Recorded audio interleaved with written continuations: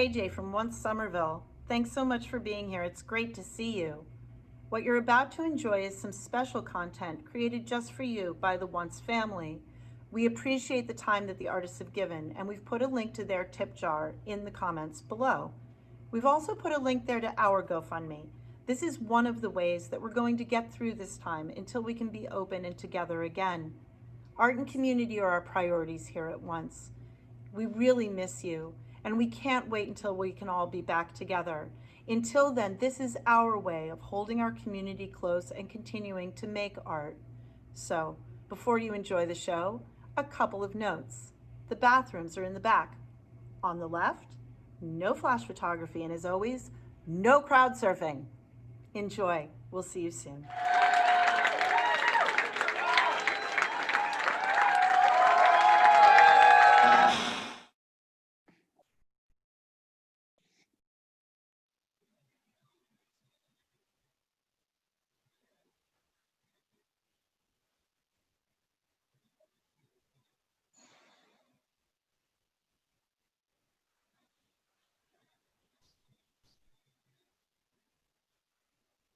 What's this way? Didn't I read? No. Oh, you guys are here. Oh, I was just. What's up? I'm more upon. It's my birthday.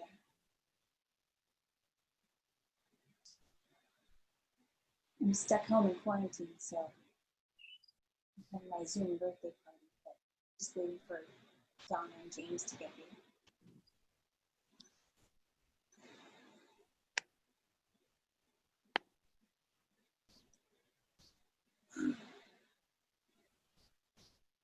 They should be here anyway.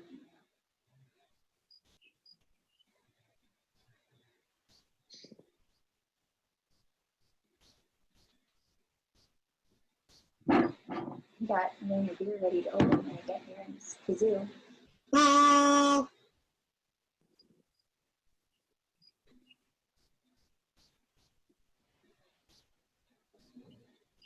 Do you like my hat? It's for my 12th birthday. And the color matches my gown here.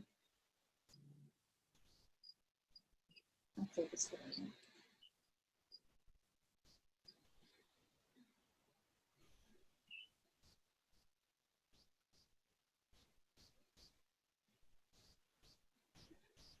Well,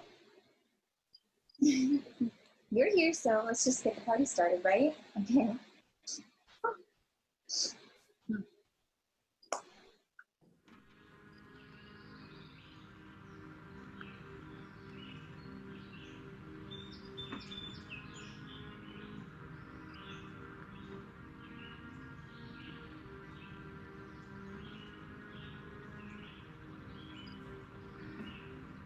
This is the water, and this is the well.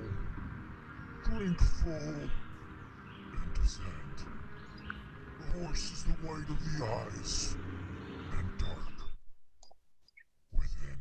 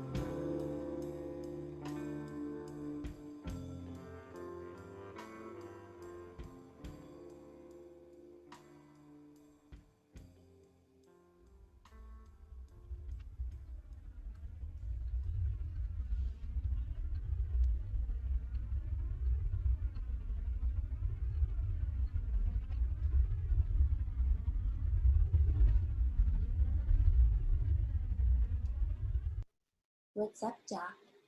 It's me, Laura Palmer, in case you hadn't guessed. Our next presentation is a music video starring Schaffer the Darklord and featuring the cast of the Pink Ring Burlesque. Please enjoy a David Lynch movie.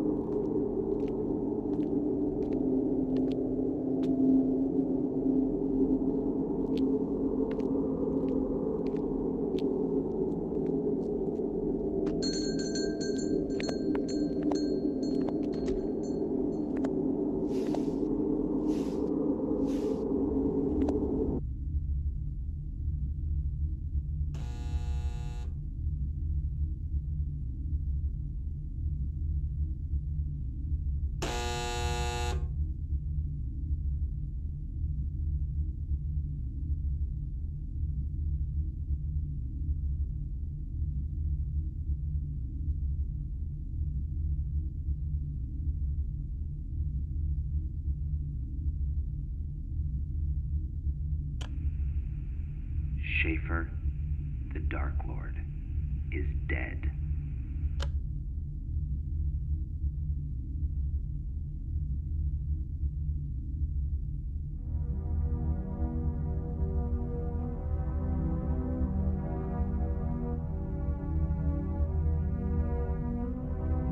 Let's rock! I come from a small town, but it's filled with secrets. Happy like a sad clown, deeply steeped in regret. Headlights, yellow line, flying on the highway. Stoplight swinging in the night, guiding my way. I say, half of that which happened seems absurd. Motifs in the imagery, taunting me like fire and birds. Words seem so strange when isolated, juxtaposed, and repeated by a creeper, and I meet a lot of those. I'm in a smoky room, sweating out of control. A jazz record crackles at me through an old Victrola.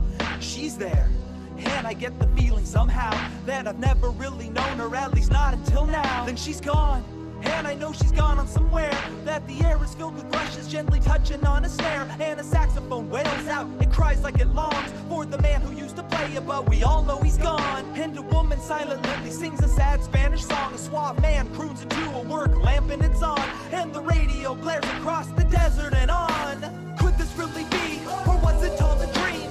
Is there any meaning in between these creepy scenes? I just shrug and scratch my head, I guess I'm always left with guesses. None of the people that I meet can seem to answer questions. There are very long pauses in the dialogue, and I spy a very pretty girl. I'm pretty sure she's gonna die. It's like it's nighttime all the time, shadows so fast. My life's a David Lynch movie in which I've been cast.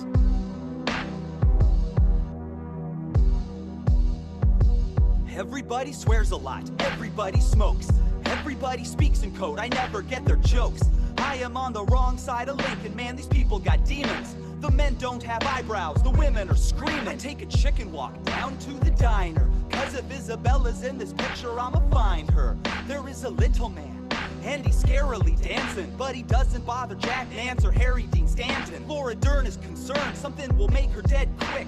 I'm crying like a baby in a Eraserhead sick. Nick Cage is in snakeskin, he howls at the moon. I'd mentioned spice and sand, but I never made it through Dune. We hear the rondo at Silencio, but there's no applause. What's with all these references to Wizard of Oz? Badalamenti is haunting me, Robert Loggia is tripping. I am not an animal, Pabst Blue Ribbon. There's a man in back of this place, his face is all rotten. We got a fresh pot of coffee, we got Kyle MacLachlan. And I'll see you in the morning sun, cue the Roy Orbison. Could this really be, or was it all a dream? Is there any meaning in between these creepy scenes? I just shrug and scratch my head, I guess I'm always left with guesses. None of the people that I meet can seem to answer questions. There are very long pauses in the dialogue, and I spy a very pretty girl, I'm pretty sure she's gonna die. It's like it's nighttime all the time, get in the car. My life's a David Lynch movie, which I'm the star.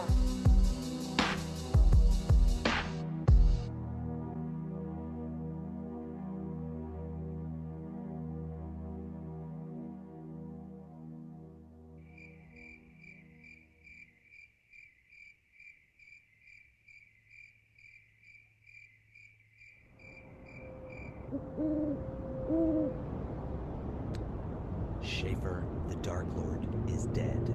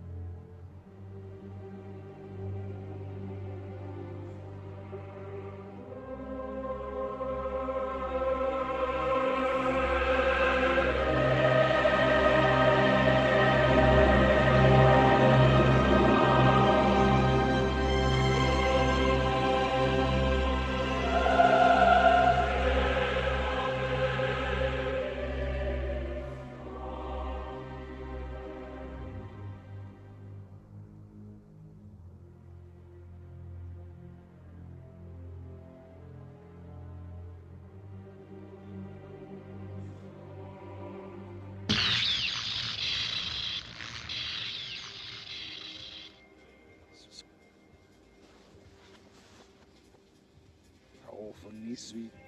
Yes, my sick. He's strawberry. Oh. Hi everyone.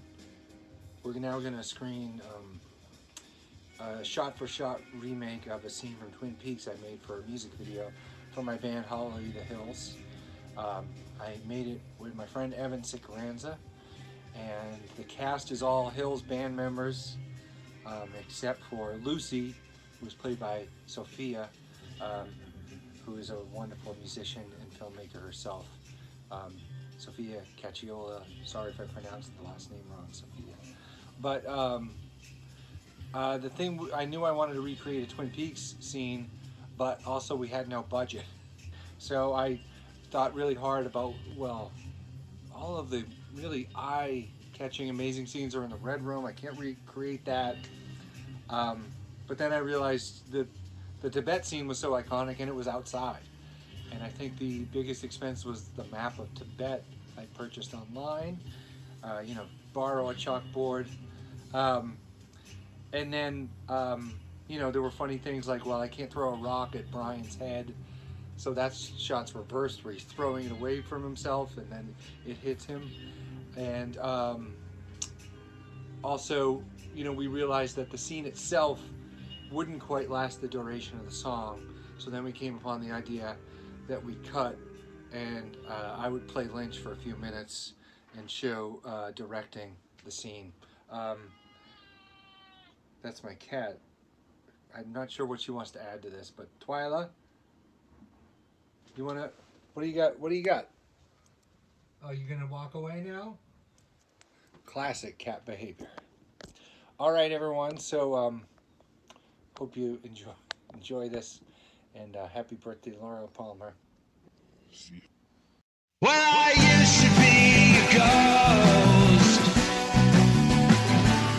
but I'm no longer a ghost. There's a way I was told, now I know it's for true. Now I want what I had, so I'll take it from you. On my game and off the clock, what kind of mess turned you on?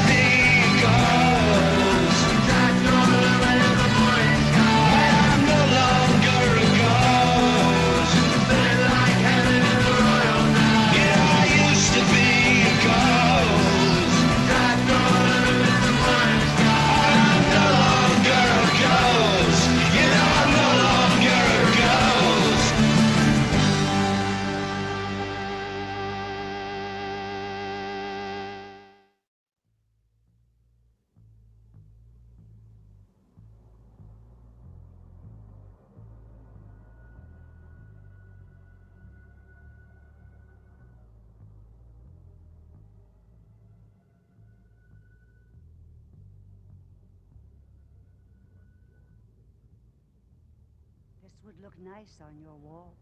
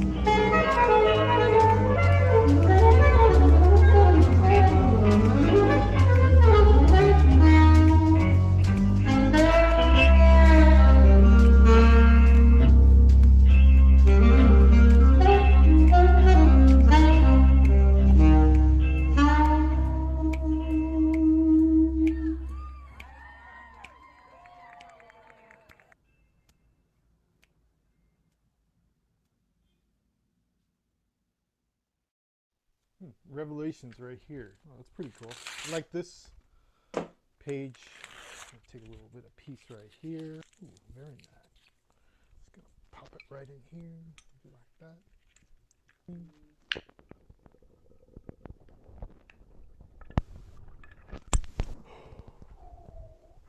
Damn, that's good.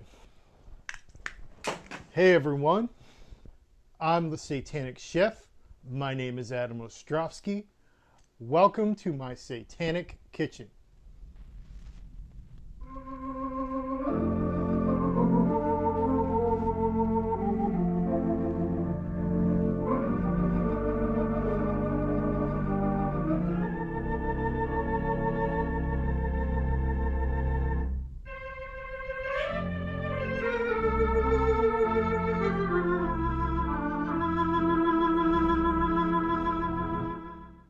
Hi guys, welcome back to the Satanic Chef.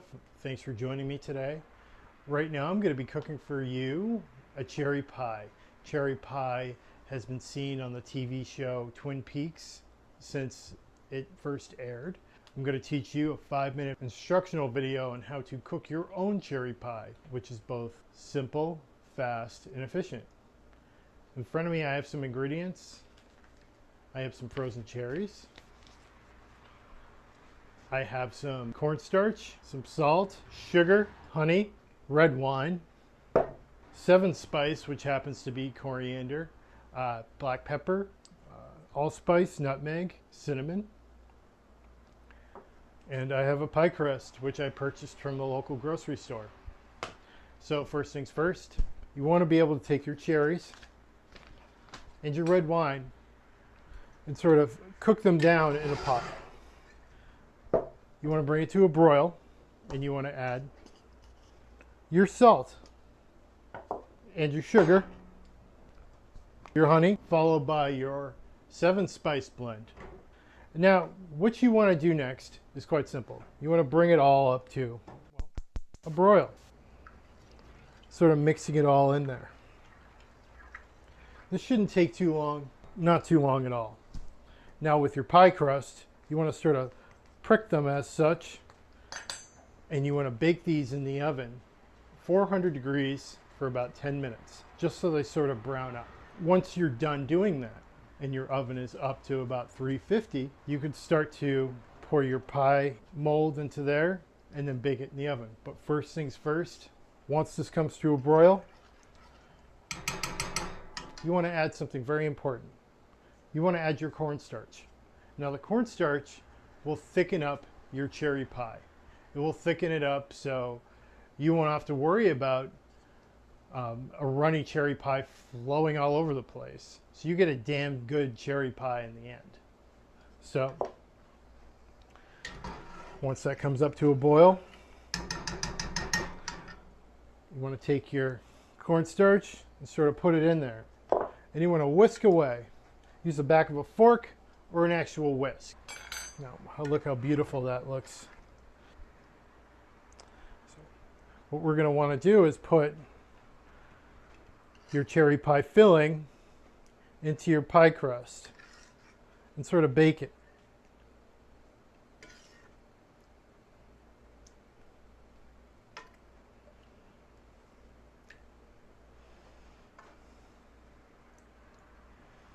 I'm going to fill it up as much as you can because this stuff is delicious.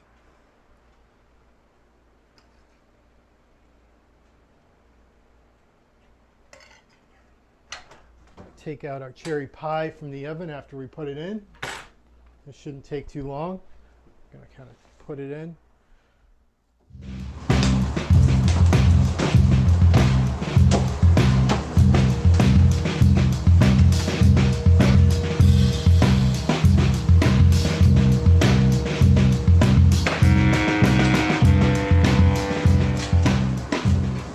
What's up, Duck?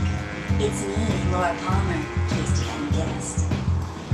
I'm so bored, stuck here at home with Mom and Dad. I hadn't seen Bobby for weeks. I think he's holding out on me. But you know me, I got my own little stash.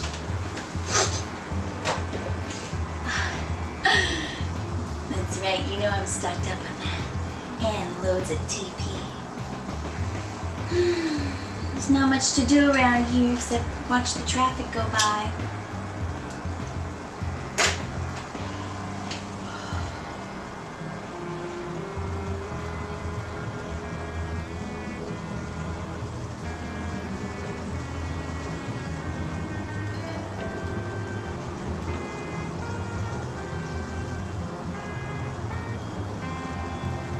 My dad has been acting awfully strange. His driving is becoming increasingly erratic.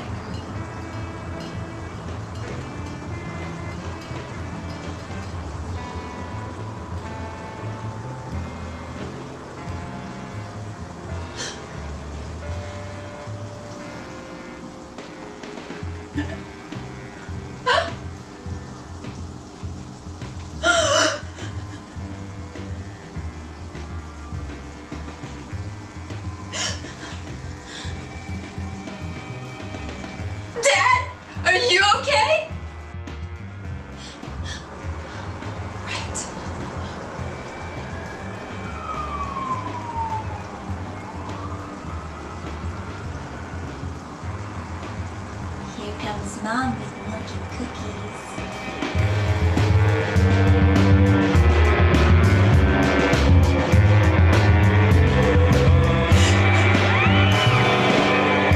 Donna, are you my best friend?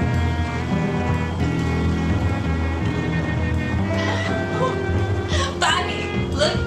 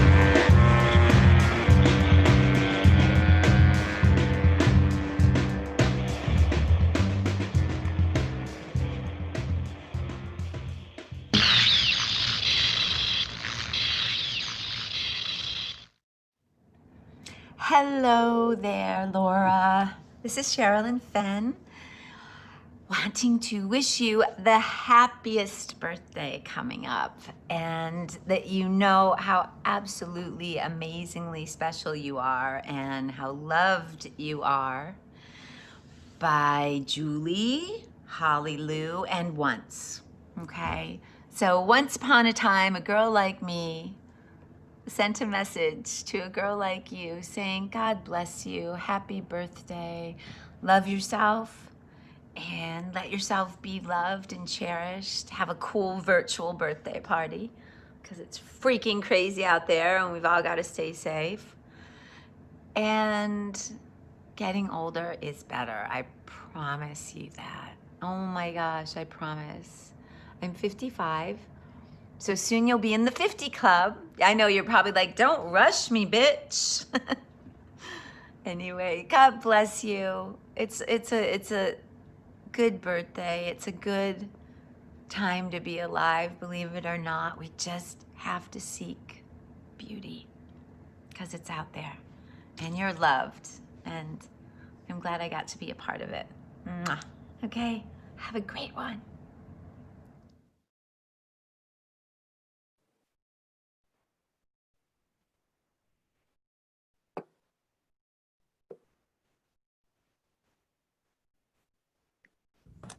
That was the highlight, her showing up. No, they're doing some interactive part now. I have to, Wow. We're going to sing happy birthday. Wow. Which we know it's very hard to sync up through the internet, but we're going to try. I'm going to count it up. 1, 2, 3. Happy birthday to you. Happy birthday to you. Happy birthday, dear Laura Palmer. 49. Happy birthday to you.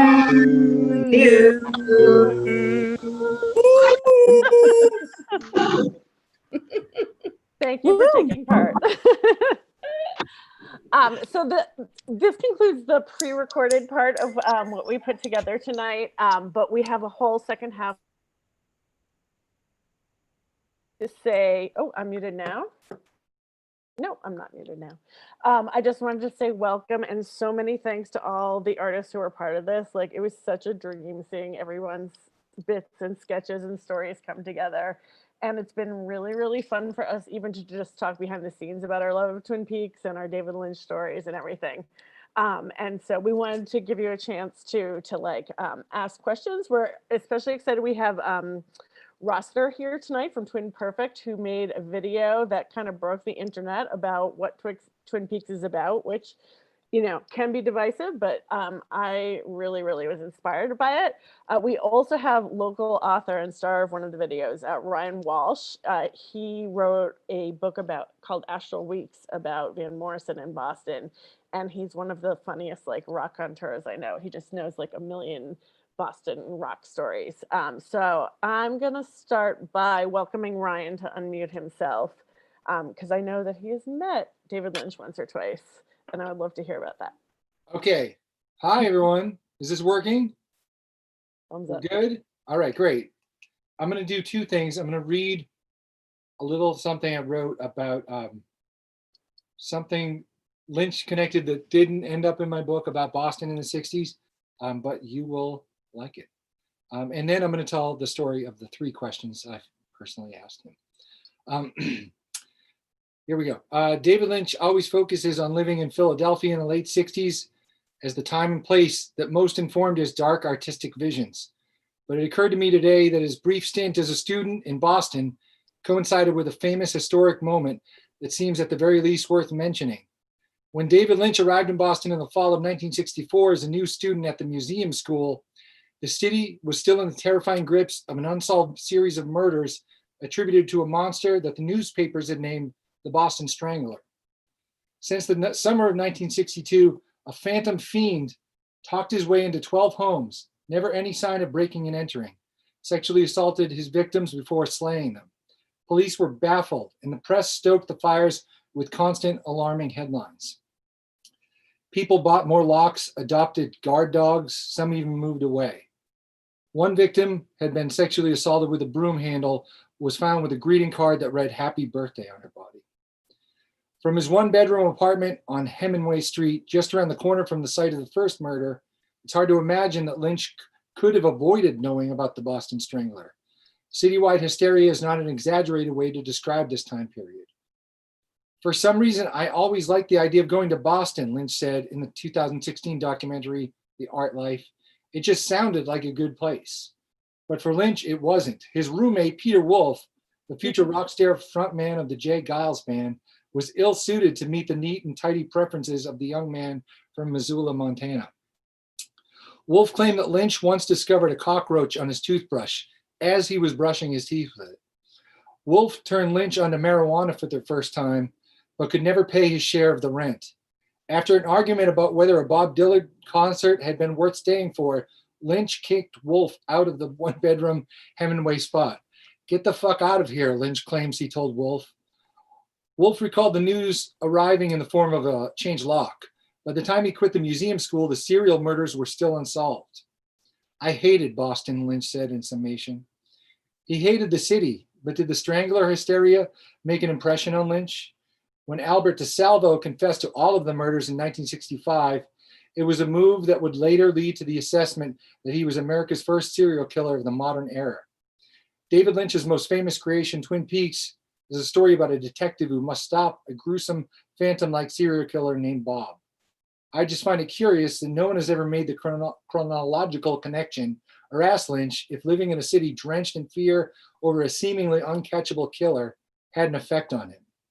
The Daily News hammered home the idea that the Boston Strangler seemed to be some kind of ghost, impossible to catch, leaving scant clues behind. I wonder if the real-life horror served as some kind of seed that decades later would help inform Twin Peaks' Killer Bob. All right. So that concludes the reading part. I'm now going to tell my little story here. I want to thank everyone for putting this on, especially Emily and JJ and Bridget and everyone at once, and I miss being there in person. My parents accidentally rented the Twin Peaks pilot when I was in high school, and they didn't like it, and but it changed my life. And I got very much into David Lynch's art, but also I found his interviews to be just as helpful as his creations, you know, especially just the mantra of staying true to ideas and don't care if people like it and don't care if it makes money, just stay true to the idea and you'll be safe or successful. I just really responded to that. And so as my fandom grew, you know, I hope to one day talk to him or meet him. And whenever, you know, a lot of people want a photo or a signature from a celebrity. I've never wanted that. I've always wanted to have just like a meaningful moment. Doesn't even have to be long, just like one meaningful moment. I'll go on my way. I won't bother you. So, of course, Lynch being a hero, I wanted to have one of those with him. And so in 2005, he announced a live speaking tour about transcendental meditation. And he had just put the Catching the Big Fish book out, I think. And he was speaking in Boston, but I think before that he was speaking in Rhode Island. So I went to both, and I think Rhode Island first. And there was a moment where you could ask questions. And also, I had recently begun experimenting with psychedelics. And so this will inform the question about. So I go up to the mic and I'm like, it was longer than this, but basically it was like, if your experience of reality seems like two different versions, is it wise to try to bridge those two different realities within you as one? And from the stage, you know, I'm on a mic. From the stage, Lynch goes, "Great question. Doc, take it away." And you'll kind of instantly defer to, does anyone remember that doctor he brought with him who was also into transcendental meditation, whatever. So that was failure 1. Failure 2 came, I think, 2 or 3 years later when Inland Empire came out.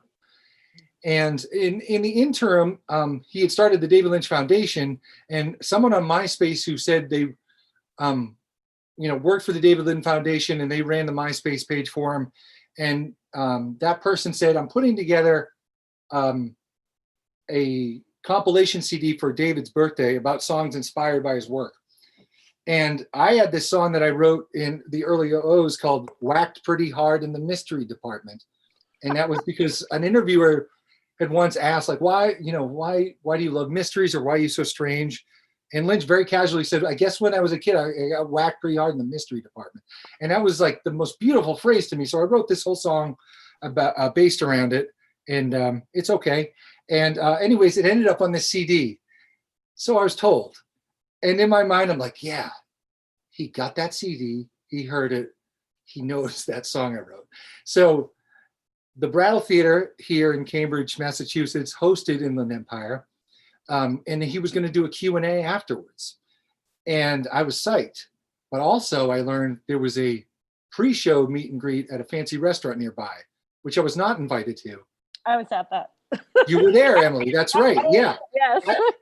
I don't know if you were invited, but I don't think I was. I think I just went.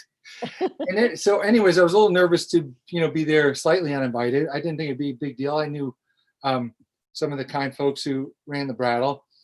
And, things were wrapping up, and I kind of just naturally ran into Lynch in a hallway, in the dark hallway of whatever that restaurant was. It was called Mantra, right? And thank you. It was weird because it replaced other music, and then it was just OM. That's right. Yes, it was yes. But it was OM like meditation. Right. So I was like, okay, here's Lynch, attempt number 2, and there's loud music going and everything.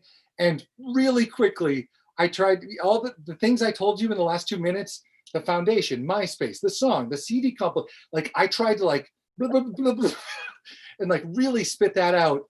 And he's doing the Gordon Cole listening hard face, and then I finished my frantic spiel, and he just looks at me and he goes, good deal.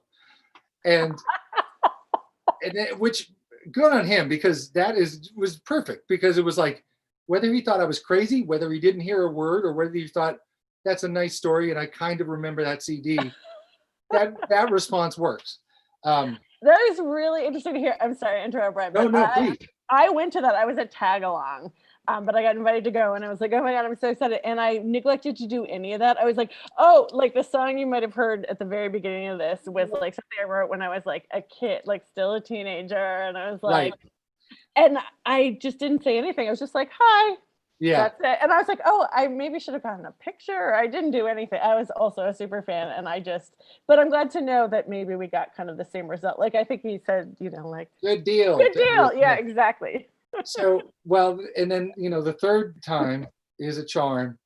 And after Inland Empire screened, which was the first time I saw it, and I was blown away by it, there's a recurring line in that movie. Don't I know you from before? Or, people keep asking if they know them from before. So, and remarkably, this talk was recorded. So I'm going to play you what happened. And this was my great triumph, because finally I made David Lynch laugh. Hold on. Yes. Could you look at all of us and tell us if you've known us before? It's a strange thing, but I've known you all before. And that was enough. I did it. I will stop bothering him now. But when I was in Los Angeles on my book tour a few years ago, I had the idea I would like to give them the book that I wrote. And his house is known, and it's easily look upable. It's kind of iconic, and I started driving there with the book, and then I thought, this is how Lost Highway starts. And I abandoned that mission. And so that's the end of my tale. It's good to see you all and talk, and thanks for listening to me. Thank you so much, Ryan. That was awesome. Yeah, one thing I want to say about this whole event is it's kind of in the spirit of almost like the Getty Museum Challenge, where we are all making art from our homes with whatever paper clips, and like it's all a little out of our comfort zone. Like Ryan's video and Schaffer's video are obviously like made before these times. But for us, like we just actually, it feels so recent, but so long ago, we played at Once Live in February of this year. So, you know, there's just been a big gulf of time since then. But it's been really fun doing this. And I really do want to celebrate like places that make local art possible. Like Once has never said no to a single wacky idea I've had. Like, I think we're going to build a 15-foot silver pyramid on your stage. They're just always game for whatever we pitched to them. And Ryan brought up the Brattle movie theater, which is also like where I got kind of immersed in the film noir world that probably led me to David Lynch. And so, you know, I just really want venues like this to continue to exist. I want to support them. And I also think it's so fun meeting other super fans, like all of what we have in common. Like everyone had such a different take on Twin Peaks. Like I thought it was funny. Nobody like, there was no two like traffic lights, or there was no, everyone managed to hit on a slightly different theme about Lynch. But I really like seeing other people's fan art and them sort of dreaming past what Lynch already dreamed up for us, I think is really, really interesting. So in that spirit, we actually have a little fan art thing to show you. It includes, there were two incredible photographers who took photos, professional photographers, at our gig in February that I just talked about. And a bunch of friends of ours, many of whom are here, made really cool art for that. And the whole audience came in costume and it was really fun. So you'll see some of those photos, and it's that, and then we got a few art submissions, so we'll show you those as well. And I just, yeah, I want to encourage everyone to keep like making things even in these weird times and sharing them with other people, because, you know, I think that's kind of what it's all about. It's really nice to share a sense of community and like a sense of wonder and love about great art like this. So Oliver, if you were there.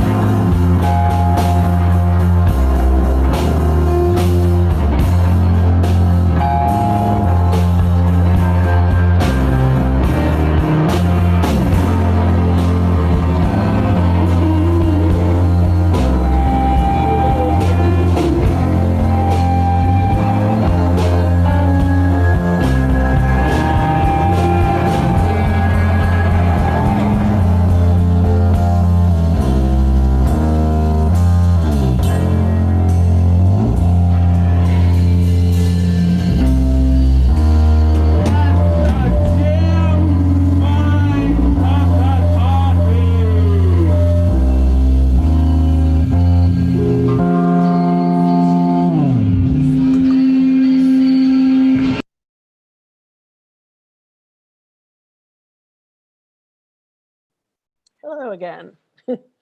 So yeah, I love seeing all that art. I really like that. Yeah, this is definitely like the artisanal cherry pie kind of home art projects. And I just feel really inspired and usually collect whatever little like I have. I don't know, just all these great like Twin Peaks tarot cards I've gotten from Etsy, and I love that there's a whole world like this to explore. And I also want to shout out some of the video makers, like George Luke is here. He directed the first of the Julee Cruise Director videos, which is super cool. I really enjoyed it. That was the one with all the smoke. And without too much further ado, I want to invite Rosseter to come join here in this virtual space. Has everybody seen his 4.5-hour video and the 2 sequels to it? It's possible. I won't blame you if you haven't. It's possible this will spoil you for both his video and then also Twin Peaks if you haven't seen it. But I was really excited that you could come join us to talk about it more, because even though it's an explainer, it explains a lot of how maybe the metaphors and meaning behind Twin Peaks work. For me, I did not feel it took the mystery out of it. I felt like it restored some mystery. It let me know that it was kind of a dream that was supposed to go on, and it helped me think more creatively about Twin Peaks, and it didn't make me stop thinking about it because it was settled. So in that spirit, I really liked it. And yeah, Rosseter, I don't know if you want to say anything before. I made a little TLDR version of your 4.5-hour video that is 12.5 minutes. So we can watch that now if you don't want to introduce it in any other way. But we'd also welcome you like talking a little more about it once you've seen the... Sure, I can introduce it a little bit. Notes. So what you're going to see is a extremely shortened version of the 4.5 hours. The 4.5 hours ends up being a very, very deep dive into all of the symbols and all of the visual puns that David Lynch tends to use. But what you're going to see here is all you really need to start thinking about Twin Peaks differently, I would say. Very cool. So Oliver, take it away. The spoiler alert of a lifetime. This video will completely spoil all of Twin Peaks. That means season 1, season 2, the Twin Peaks film, Fire Walk with Me, and season 3, The Return. When we wrote Twin Peaks, we never intended the murder of Laura Palmer to be solved. Maybe in the last episode, reveals Lynch. Lynch concludes, all I know is I just felt it. That once that was solved, the murder of Laura Palmer, it was over. It was over.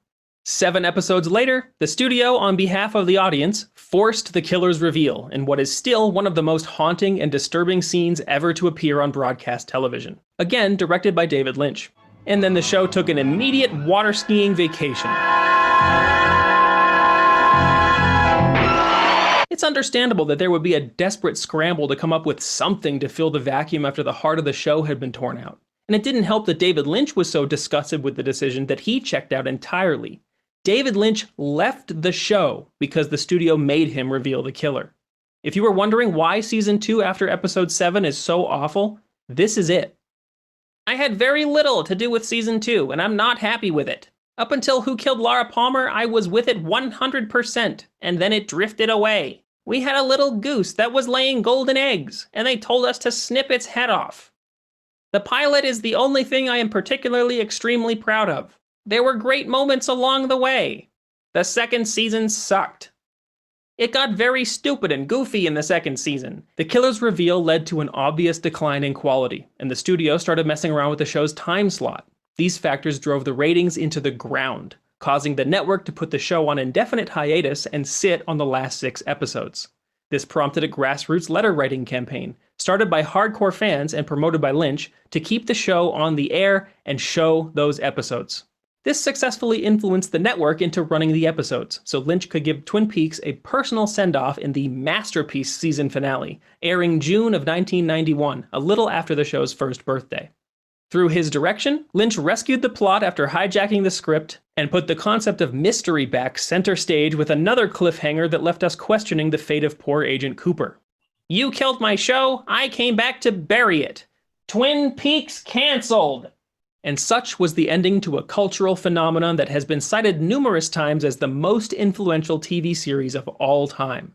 Without Twin Peaks, there's no X-Files, there's no Sopranos, there's no Lost. Only 1 month after the cancellation, David Lynch announced that he would be creating a Twin Peaks film, and the fan base rejoiced that they would finally be getting the answers that they never got in the show. It was a point of contention between Lynch and Frost over whether the film would be a sequel or a prequel. Frost wanted to continue from where the story left off and fulfill his feeling of obligation to the fans, while Lynch wanted to make a film about Laura Palmer's last days. At the end of the series, I felt sad. I couldn't get myself to leave the world of Twin Peaks. I was in love with the character of Laura Palmer and her contradictions. The chronicling of Laura Palmer's last week of life, while harrowing and equally as mysterious as the investigation of her death, seemed to series veterans to be a rehash of things they already knew, despite the film giving us a fascinating deep dive into the world of the Lodge and its inhabitants. This supports the lesson learned from the forced conclusion of her story. Her murder had been solved, and the audience was done with her. In the absolutely abysmal reviews the film received, criticisms include the switch in tone, the non-inclusion of popular characters, Mark Frost's absence, the decision to make it a prequel, and the Laura Palmer drama rehash. And the response ended David Lynch's dream of Twin Peaks. Thanks, 1992 idiots. And there is often something in the air that keeps people from actually seeing the work for what it is. There's something else that's maybe not real that they're reacting to more than the work. If some time goes by, they see the same thing again, but now it's more worthwhile. That happens sometimes. And that was the sad conclusion of the Twin Peaks story, only 2 years after it began.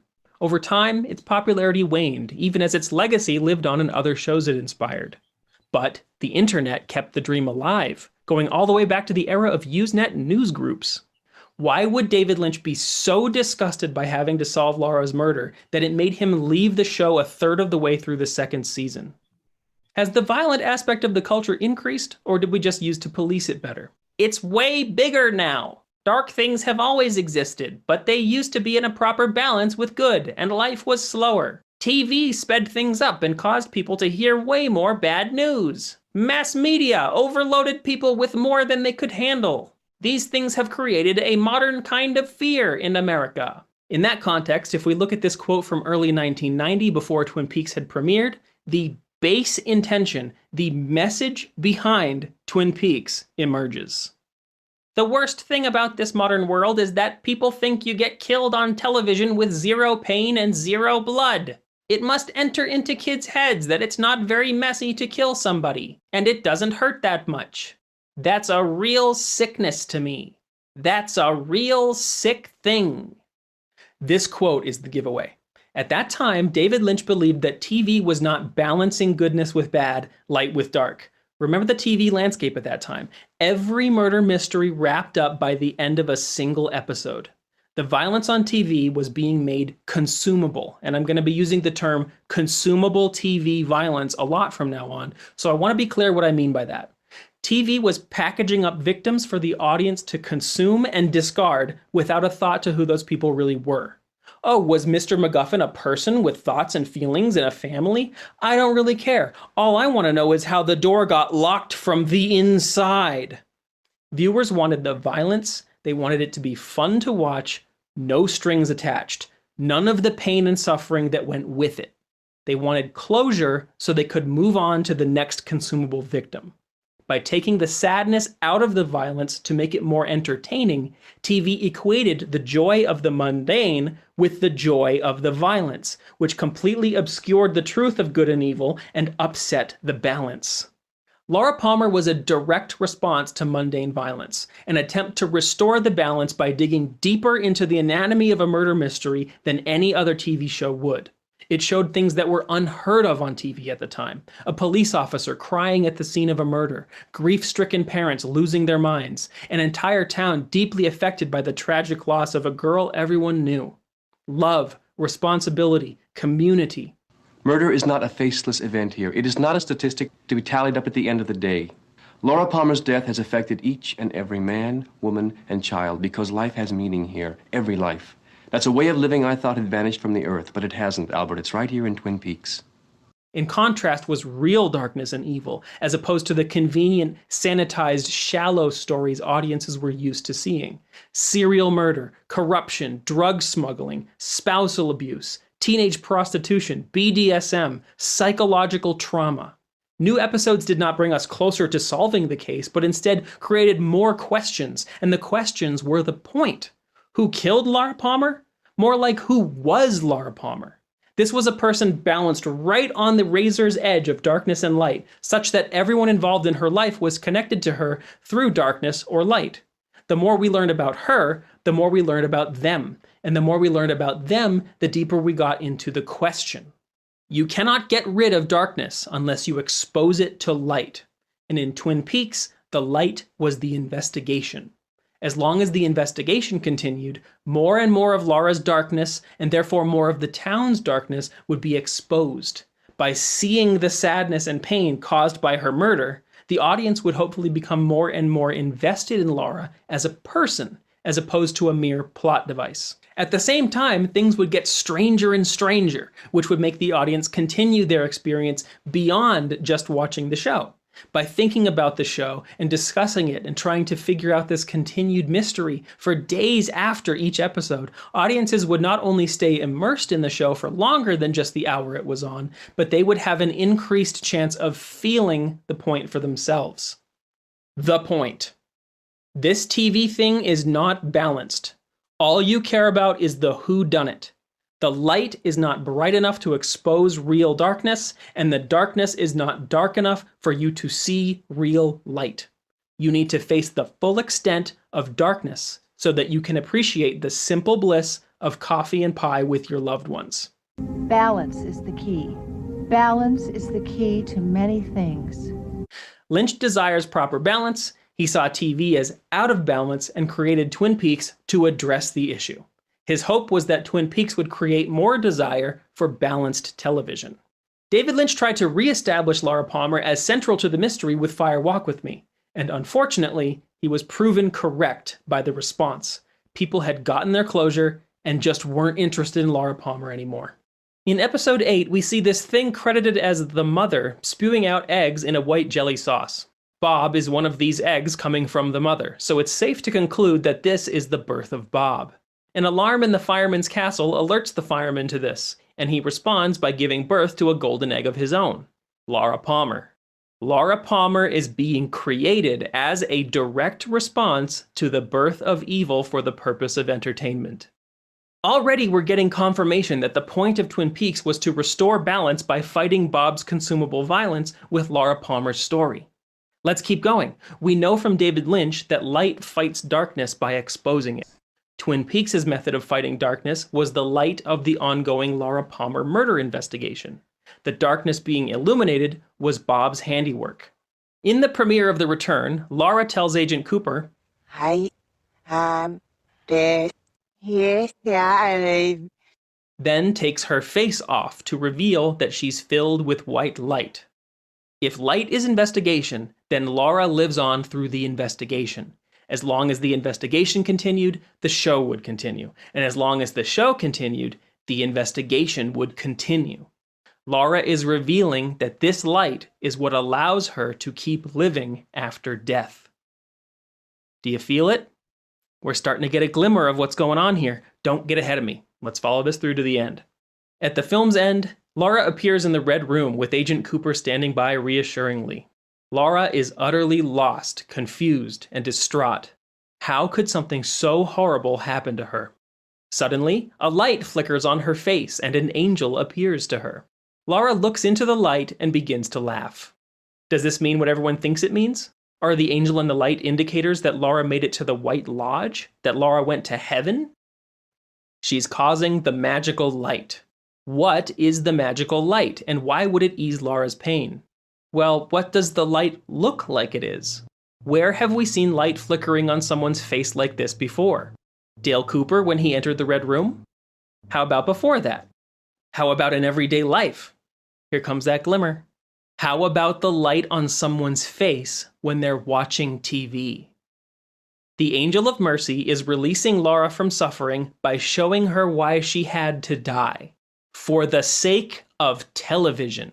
She had to die so that David Lynch could make a show about it. Laura is watching TV and nodding with the understanding of the cosmic joke that she is a literal TV character who wouldn't even exist had it not been for the show about her own murder. And people watching the show is what will lead to the understanding of Lynch's message of balance. This is the final piece of the key. The meta-commentary is not just commentary, it's literally happening inside the show. Twin Peaks is a television show that knows it's a television show about the concept of television itself.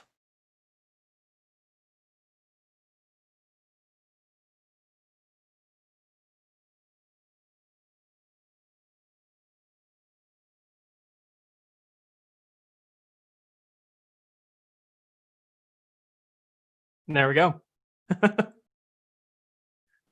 I am now unmuted. I was going to say the biggest aha moment, and one of the things I pulled out in this little excerpt is the aha moment of the flickering light on the faces watching TV. To me, I think I knew subconsciously that was what it was, but I hadn't really fully thought that through. Mm-hmm. And so, yeah, to me, that was the first thing that grabbed me about this video, but it also opened up so many doors. Like I was a 1992 idiot. Like I was very unhappy that Twin Peaks is canceled. Like Brad and some of the people in the comments, like I was like a letter writer, and I was convinced, because I was so interested in the threads that led back to the movie Laura and led back to the movie Vertigo and stuff, that Laura was still alive, and like maybe Maddie was really Laura, and there was a whole, I had a really strong theory. And then when it wasn't borne out, I was mad at the series, and of course the series jumped the shark, as you pointed out.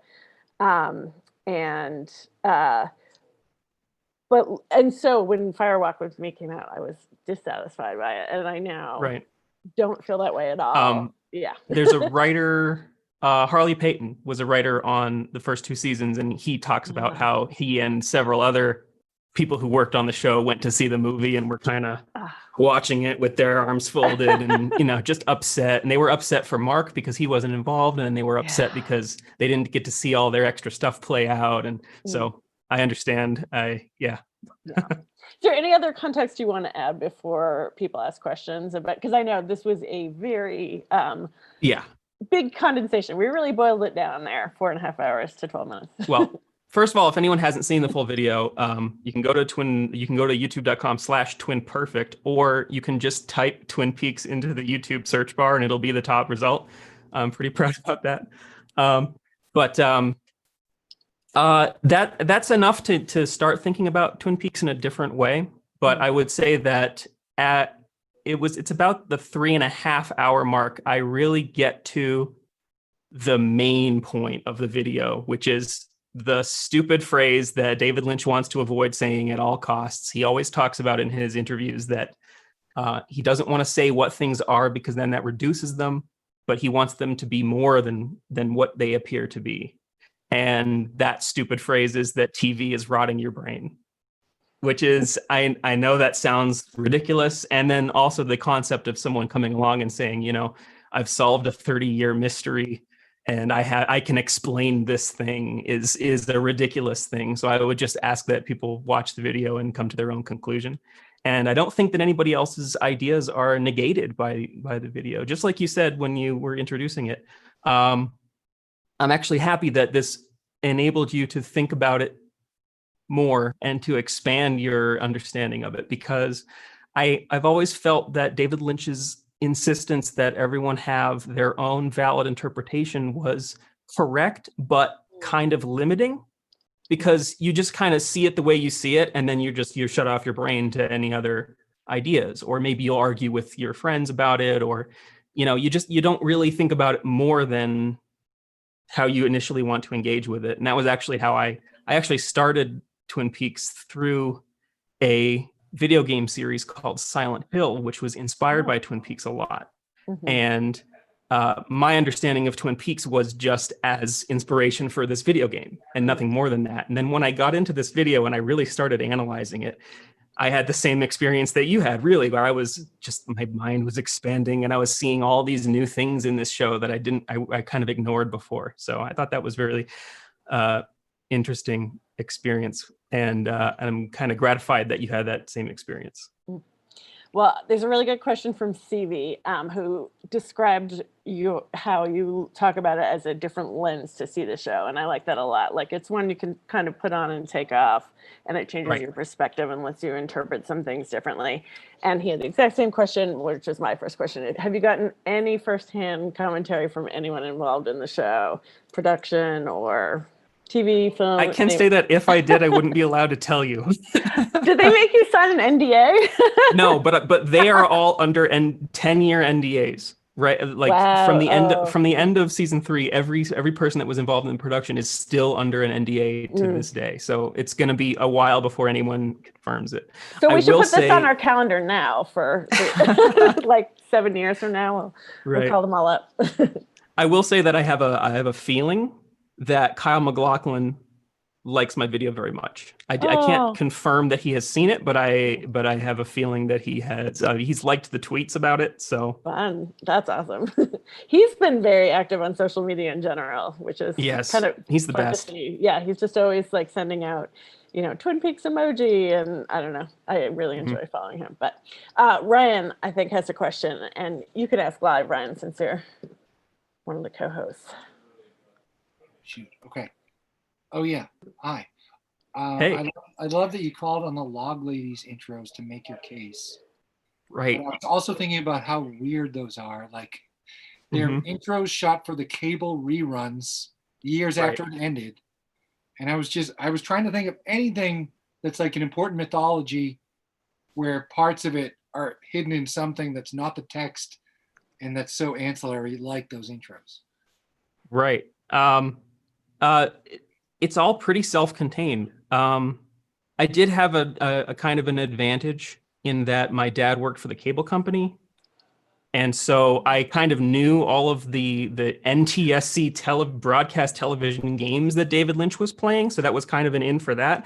But other than that stuff, you don't really need to know much outside of the show. So the Log Lady intros are really interesting because they're after David Lynch lost control and then came back for the reruns, right? Like you said. And so he wanted to kind of reassert control over it and put people back into the headspace of, how could this stuff that's not really related to what I was doing in the first couple seasons or in the first season, how could all this stuff from the second season relate in that way? And so he's using the Log Lady to basically literally tell you exactly what he's doing. And then also kind of fit the season 2 stuff back in as well. So yeah, it's really cool. Cool. Thank you. One thing that makes me think about a bit is it used to be this kind of cult TV, like would air in reruns, like The Prisoner and Twin Peaks, and you would get sometimes commentary on it, which is kind of like how your video is now, except now this is on YouTube. But back in the day, like just in the market of, I went to college in upstate New York, and we had this guy, Scott Appel, who would dress up as if he was on The Prisoner, and he would like, sort of explain things, but raise more questions than he would give answers. And I guess I do love cult TV in general. Like, it's pretty fun. And here's a really random connection. Sophia Cacciola, who is in Ryan's video playing Lucy in the shot-for-shot remake, is in a band called Do Not Forsake Me, Oh My Darling, that only does shot-for-shot Prisoner remakes. So anyway. Cool. I think Twin Peaks is my first love of a series like this. Like, it was, in high school, I knew someone who had a like cooler aunt than anyone else, who knew this was happening, and that she would have like Halloween parties where everyone would dress up for Twin Peaks. But I think it's also tied to other parts of fan culture.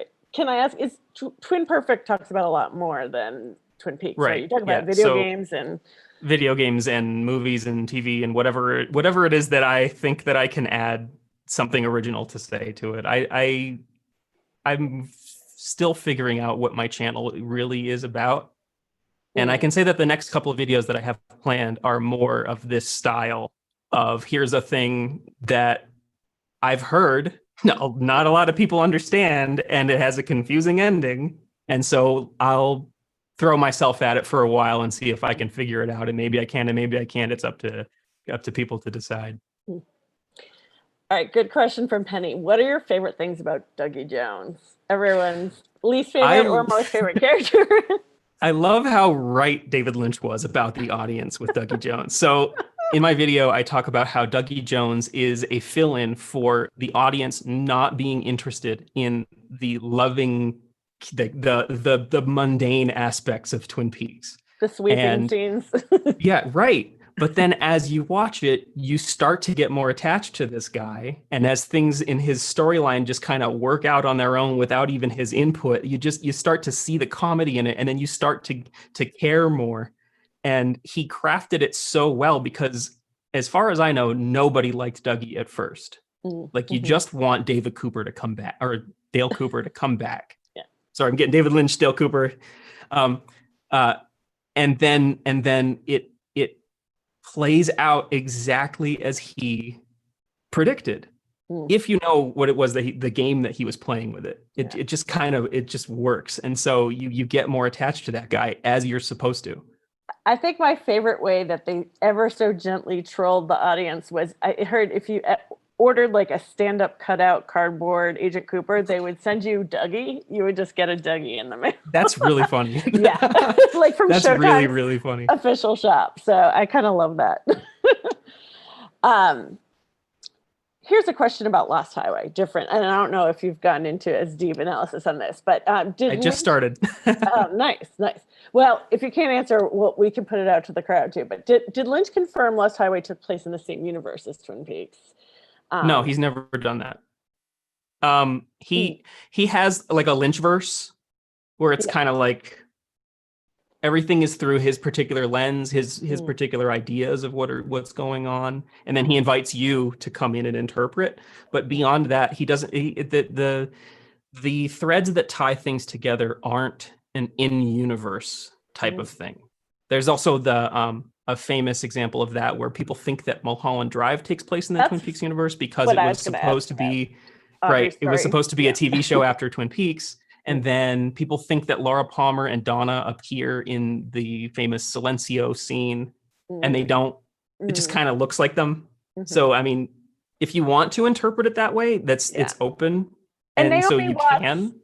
Crossover from the Mulholland movie into The Return, season 3 of Twin Peaks too. So yeah, there was fodder for thinking about Mulholland Drive. And I have to admit, it's still like in my head, I'm trying to figure out, is there a relationship between that story? I mean, that's another story that is thematically, yes. Yeah. Right. I would say thematically. I would actually say that if you want the answers to those kinds of things, this was such a big help on my video. This is the best book I've ever written about, or I've ever read about David Lynch. This has like half the answers from my video in it, from the guy himself. Another thing that I do with my videos is I don't speculate. I never say anything that I can't back up with some kind of evidence, whether it's a direct quote from the guy or quotes from people who worked with him or something that's in the show that is kind of seems like an aside to the audience or that kind of thing. I don't come up with an idea and then try to make it fit. I let the thing talk to me, and I let David Lynch talk to me.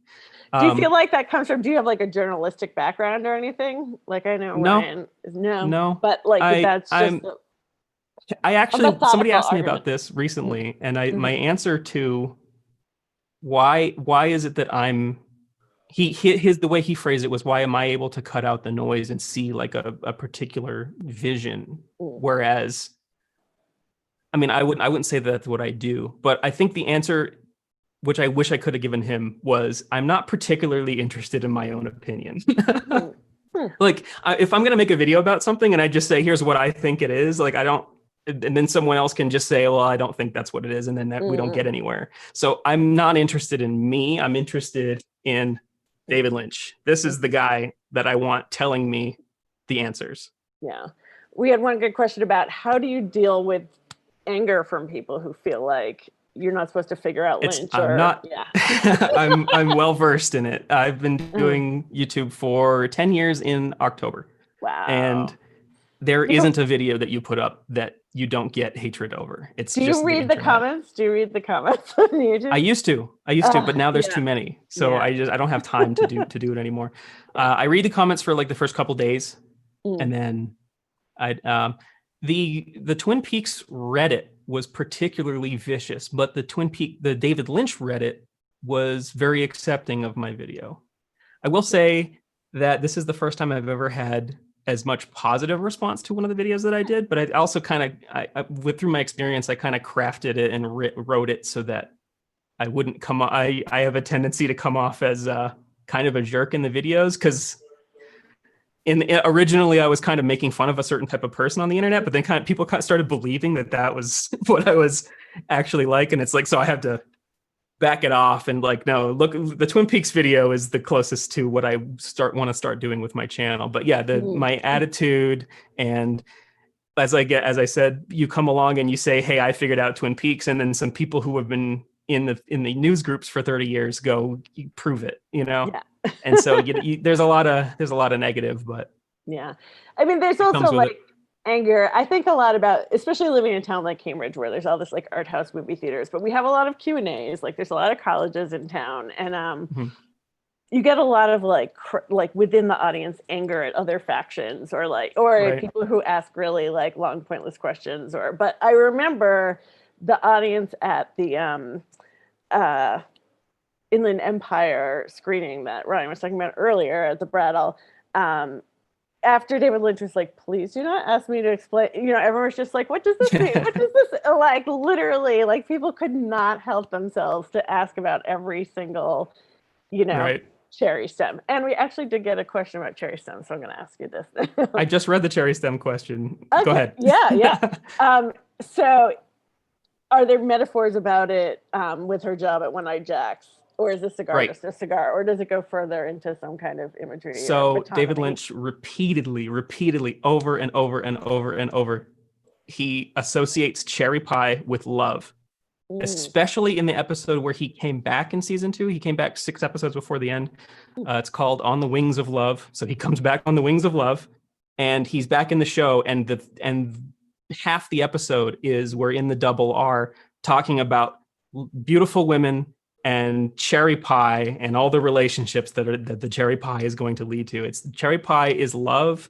Huckleberry pie is friendship, or like, familial love, these kinds of things. Like it like sounds the Victorian dumb to language put, of flowers almost, they would be like, if you give someone a posy at me, or, like a. Exactly. It sounds goofy to put labels on all of his symbols, but he does it himself.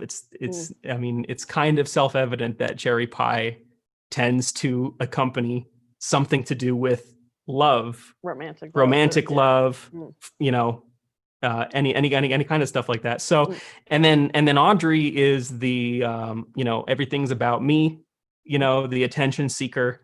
And so she plays games with love to get what she wants. And so the cherry stem is tied in a knot.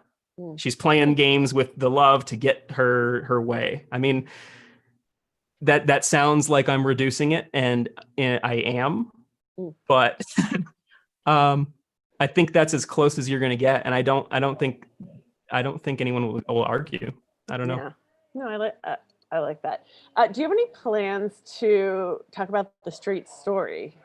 I haven't seen The Straight Story. I haven't seen 2 of Lynch's films. Right? One of them is The Straight Story, and it's because it wasn't available for a long time. And then the other one is I have not been able to sit through Inland Empire. And I've tried 3 times. So but I'll get there eventually. And someone is backing me up. Robin is saying the Canterbridgian question is never a question. It's always like, let me tell you what my thesis was about. And then, yes. Yeah. There actually used to be a person who would sit in the back of Q&As at the Harvard Film Archive who was missing some piece of the social contract where you're not supposed to scream at people, like sit down and shut up. But so she would do that a lot. And it was this weird thing where you're like, that is monstrous. Nobody's supposed to do that. But also, I'm kind of glad she told them to stop asking this interminable question. So, Okay, another one from Ryan. Ryan, do you want to ask yourself? Break it up a little since you have leave. And also Lee wanted to clarify, this is a good point. Straight Story is not a documentary, it's rated G. That's what's unusual about it. I have also, obviously, or I would have known that. Thank you for correcting me, Lee. I have heard, I think it was Norm Macdonald who said that if you watch the Straight Story with the main character, with the idea that the main character is the villain, it makes the movie twice as good. Wow. That's like the people who say you should watch The Return, like the last episode over the first episode.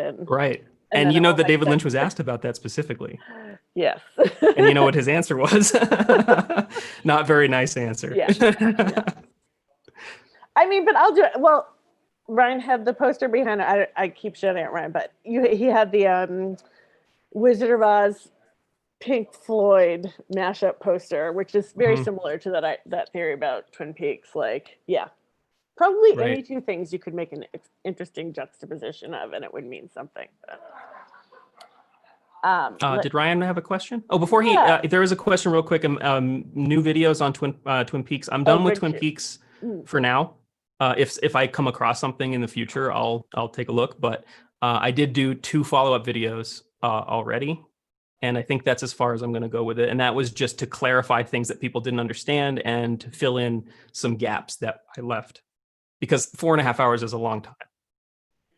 And subjectively, someone had asked earlier, do you like season 3? Did you feel? I love season 3. Yeah. So I did too. I always liked Twin Peaks, but I can't say that I loved Twin Peaks until after the last episode of season 3, and then I really fell in love with the whole thing. I'm a big episode 8 booster too. Like Ryan had a question? Yeah. Let's see if he's still here to ask it. I will ask it since he may not be. Okay. All right. He sometimes wonders. Oh, you're here. I'll let you do it. No, do it. Okay. He sometimes wonders about how the mythological scaffolding of the show is so incredibly sturdy that if you worked hard enough, you could hang any coat on top of it and make it work. A coat being a theory. In this question. Yes and no. I would say yes.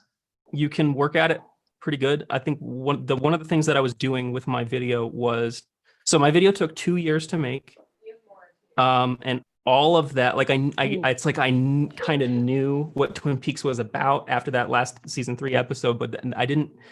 I developed it more, and then part of that 2 years was just trying to prove myself wrong. So I was looking into every possible theory. I've seen all of the arguments. I've seen all of the interviews. I've seen everything that everybody was trying to work through. And my methodology was to find something that sounded plausible and then carry it through to the end. So I don't know if anyone remembers that the going theory at the end of season 3, there was a guy, I can't remember his name right now, but he had this idea that the last episode was a cage for Judy. It's like a pocket universe that they created to capture evil. And Laura was the bait. And that was generally, everyone kind of agreed that that was what was going on in season 3. And so that guy was asked, okay, then how do you explain Audrey? And then he said, I can't explain Audrey. So then I went, okay, well, what if I can explain Audrey? Like, what if she's also in a pocket universe, et cetera, just testing every theory I have.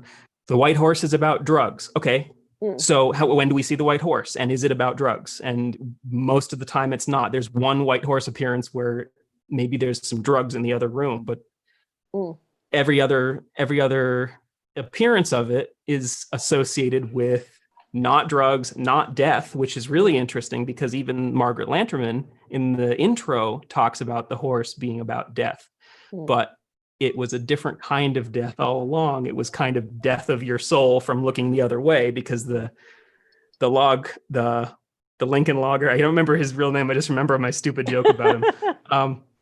The woodsman, the Lincoln woodsman says flat out, the horse is the white of the eyes, and you see the white of the eyes when someone's looking the other way. So you look the other way in the face of evil, your soul dies. So that's the death that we're talking about. So it's like everyone was right, but test it. and test it and keep testing it. And, you know, what does Bob represent? What does Laura represent? Is it all in universe? And if so, are there some in universe problems? Like if we look at everything as, you know, that it's happening in universe, well, you can't really latch on to any one conclusion there either, because I asked a bunch of my friends in making this. I have some trusted friends that I run all my ideas by, and some of them had the idea that the Red Room was Cooper's subconscious, and he was like solving the murder without knowing it. And then some people said no, it's they really liked the alien idea, and then most people said that it's the cross-dimensional. So even within the universe, there's still like you have to argue about what's even happening before you can get to what it means.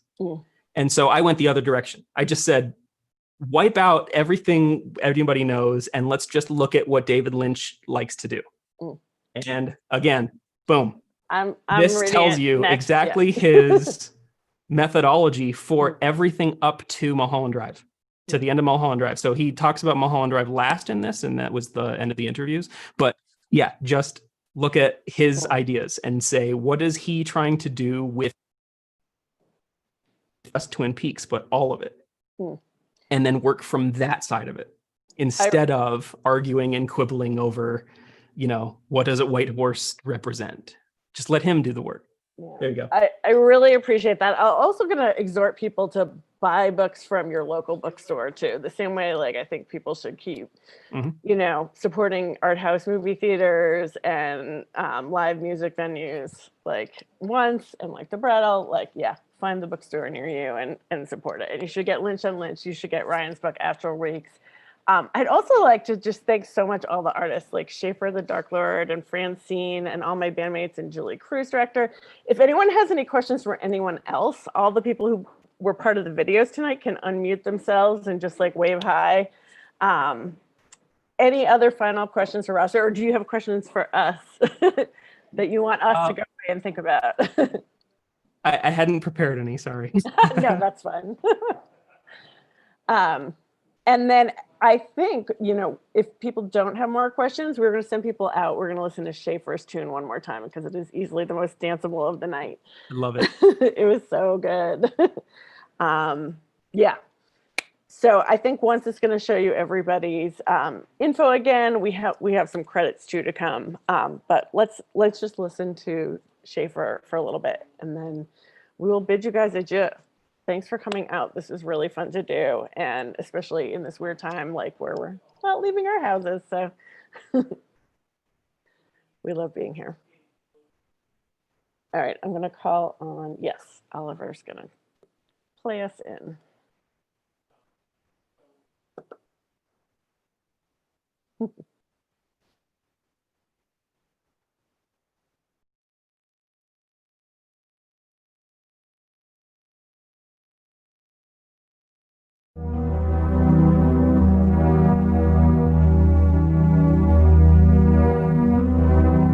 Let's rock.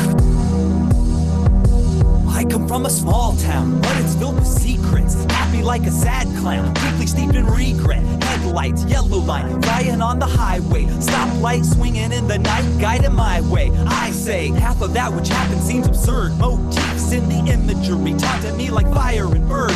Words seem so strange when isolated, juxtaposed, and repeated by a creeper, and I meet a lot of those. I'm in a smoky room, sweating out of control. A jazz record crackles at me through an old Victrola. She's there, and I get the feeling somehow that I've never really known her, at least not until now. Then she's gone, and I know she's gone on somewhere that the air is filled with brushes gently touching on a snare, and a saxophone wails out, it cries like it longs for the man who used to play it, but we all know he's gone. And a woman silently sings a sad Spanish song. A suave man cruising to a work lamp and it's on, and the radio blares across the desert and on. Could this really be, or was it all a dream? Is there any meaning in between these creepy scenes? I just shrug and scratch my head, I guess I'm always left with guesses. None of the people that I meet can seem to answer questions. There are very long pauses in the dialogue, and I spy a very pretty girl. I'm pretty sure she's gonna die. It's like it's nighttime all the time, shadows so fast. My life's a David Lynch movie, which I've been cast.